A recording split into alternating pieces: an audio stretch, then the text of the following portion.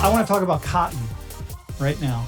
And in particular, I want to talk about forced labor and cotton. When we think about slavery, and more slaves in the world today than at any point in human history, and the slaves are doing many, many different things. But forced labor in agriculture, the agricultural sector, or the production sector, and doing all, and there are probably more slaves in India than anywhere else in the world, and doing all sorts of things, making clothes, making matches, harvesting.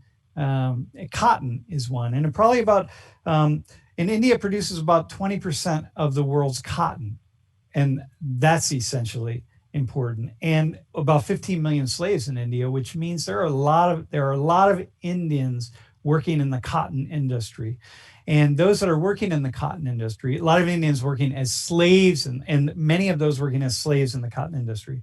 In fact, more slaves working in the cotton industry in India than probably any other industry in the world, working about 10 to 16 hours a week. And cotton accounts for about $9 billion in exports for India. Most of you who are watching right now, if you with the clothing you have on is probably made of cotton, and your drawers and in your closets are filled with cotton clothing. And the cheaper that clothing is, the less expensive it is, the more likely it is to be made of inexpensive cotton.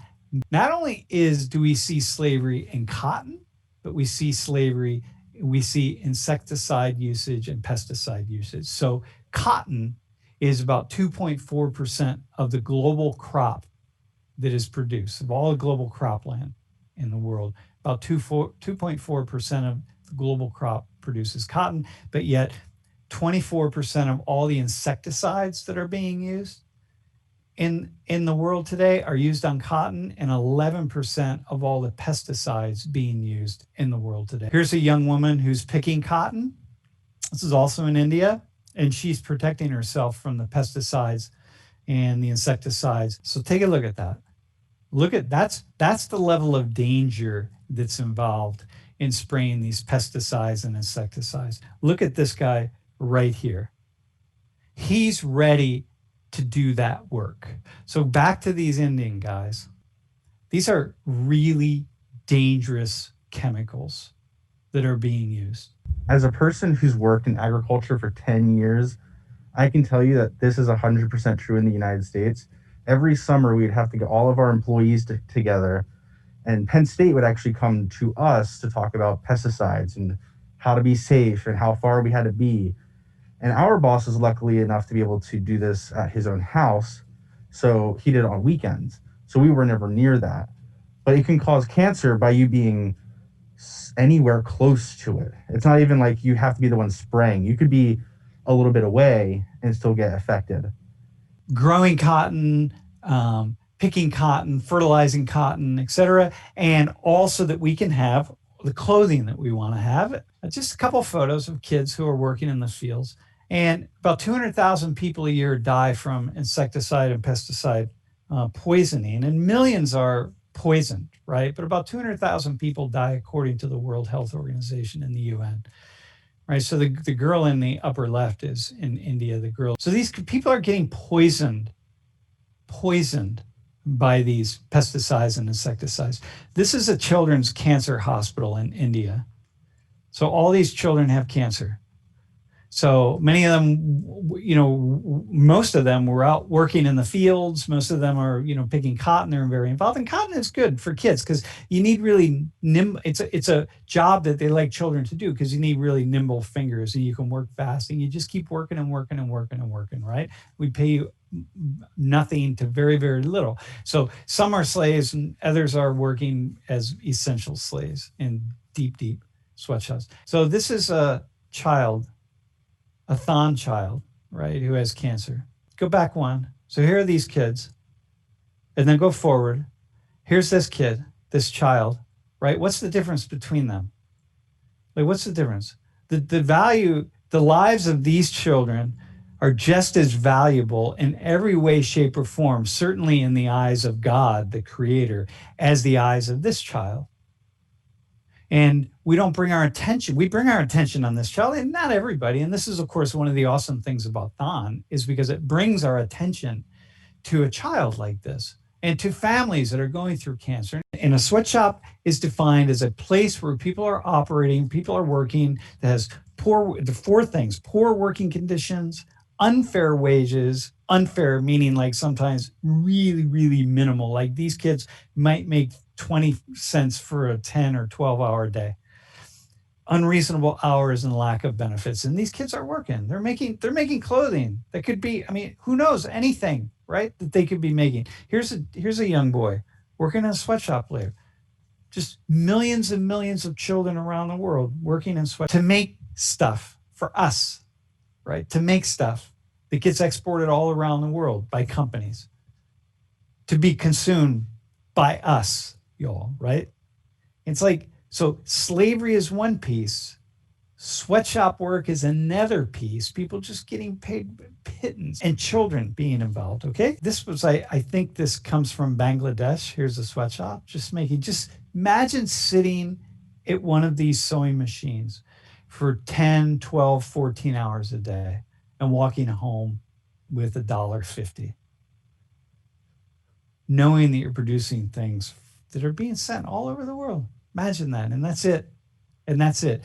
And then when you rise up and when you decide, like, hey, I'm going to stand up, we're going to unionize, we're going to organize, the owners can just pull out. They can even leave all the machinery right there. They can just pull out and they'll just go somewhere else where they can exploit other labor in some way. It's estimated that about a million people in Uzbekistan are working as slaves in the cotton harvest every year. So here's the question I have, right? For THON people. I understand why we're dealing with childhood cancer here in the United States, and here at Hershey, right? Like you can't try to really, you can't do everything, and I understand what that's about, and I get it. And when I look at that, and I see all those different colored T-shirts right there, and I know that every one of those T-shirts probably costs like $2 or $3, like really cheap. And then, you have them printed with what is Ohana or something, right? You put it on. You want to buy the T-shirt least expensive as you possibly can, because that means it's more money to go to THON. But when you buy the T-shirt least expensively as you possibly can, that means it's more likely to be made by slave labor and sweatshop labor. It's almost a guarantee that it's been made by sweatshop labor and slave labor. If you don't buy it sourced for sure that it's sweatshop free, it's been made by sweatshop labor. So when I look at all these T-shirts and I think, my God, this is just this is the Bryce Jordan Center that's just filled with slavery. That's just slave labor. When I see that photo, I see slave labor and I see sweatshop labor, right? And I think how fascinating it is that this amazing project called THON, which is awesome, right? Just ironically is involved by no choice or nothing by anybody, like, not wanting to think about it, but by no choice of anybody, deliberate choice anyway. But it ironically is involved in reproducing sweatshop labor and even slave labor around the world, and even childhood cancer, right? In other countries, just not here.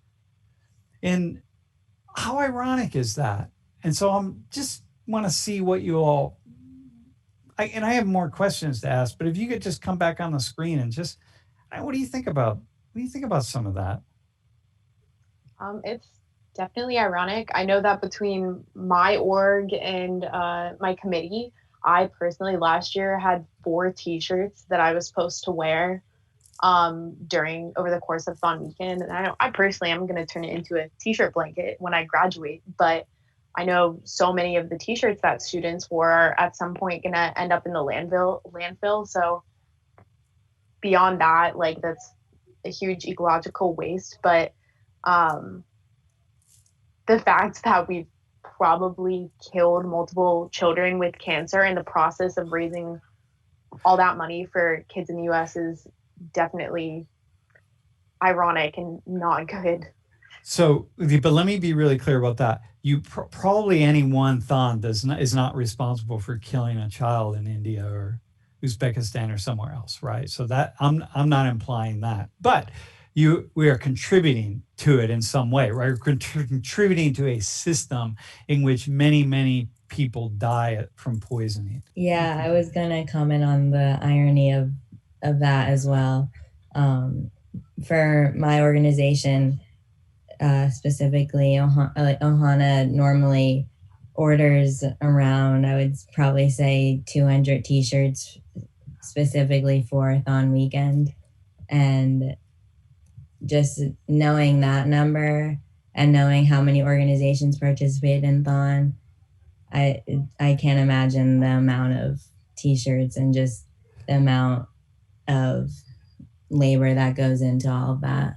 THON could have such an amazing, a powerful presence and make such a powerful statement in the world on this issue of sweatshop labor in particular, especially because we have professors here who study this. We have a center here that deals with sweatshop labor. I mean, THON could go so far toward making a statement to say, we're not going to accept this. Like, we're not.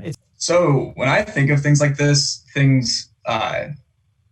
how do I put it? Kind of these, I can't say the word, philanthropic efforts. Philanthropic. Yeah, that's the word. I can't. So when I think of those efforts, I think the main thing that we see is that a lot of these are domestic. And I'm a big proponent of, you may have heard it before, but before you go out to criticize the world, you need to make sure that your house is in perfect order. Yep. And so that is before I go out to criticize things that don't really involve me as much. I need to make sure that both my ethical and my moral compasses are pointing north. So when I think of things like this, I believe THON is very good at domestically solving things like this because we still have issues at hand. And before I go out and criticize things like that, I need to look at myself. I mean, I still have an iPhone. I'm wearing Nike stuff right now. Who am I to be the purveyor of ethicality and morality by owning these products? So it's a very, very fine line that we walk as Americans who are also privileged, but don't necessarily realize that in the grand scheme of things because it's kind of pushed away. There is this idea of like getting one's own house in order, but if in the process of getting one's house in order, we are really putting other people's houses in disarray, then it doesn't really help me to put my house in order, or at least I need to stop and question that. I would actually love to share with the class. There's a website, I think it's called Good On You. And basically you can look up different clothing brands and they have a scale of how ethical they are, both ecologically and when it comes to labor. And it's a really good way to measure the most ethical consumption you can for your clothes.